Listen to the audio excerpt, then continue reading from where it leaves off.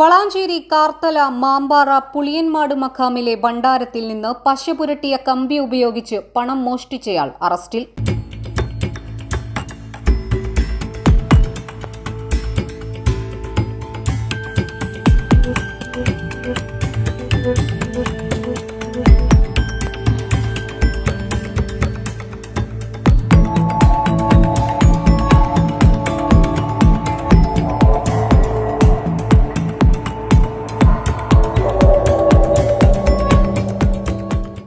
കുറ്റിപ്പുറം എടച്ചലം സ്വദേശി വരിക്കപ്പുലാക്കൽ Abdul റസാഖിനെയാണ് Kuttippuram police arrest ചെയ്തത്. ചൊവ്വാഴ്ച ഉച്ചയ്ക്ക് 12 മണിയോടെയാണ് സംഭവം.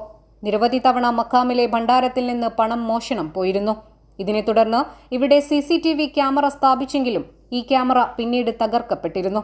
അതിനുശേഷം പുതിയ CCTV ക്യാമറ പെട്ടെന്ന് കാണാൻ കഴിയാത്ത രീതിയിലാണ് ഇവിടെ സ്ഥാപിച്ചിരുന്നത്.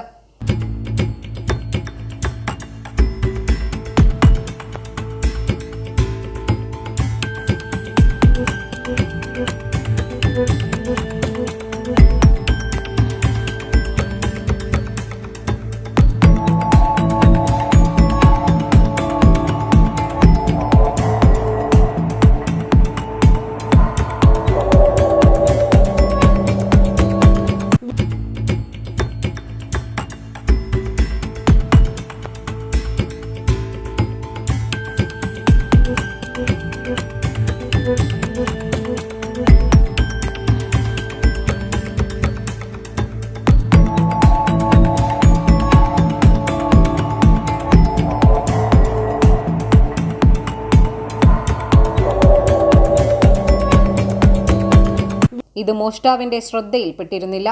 കഴിഞ്ഞ ദിവസം മഖാമിലെത്തിയ അബ്ദുൾ റസാഖിന്റെ പെരുമാറ്റത്തിൽ സംശയം തോന്നിയതോടെയാണ് CCTV ക്യാമറ പരിശോധിച്ചത്.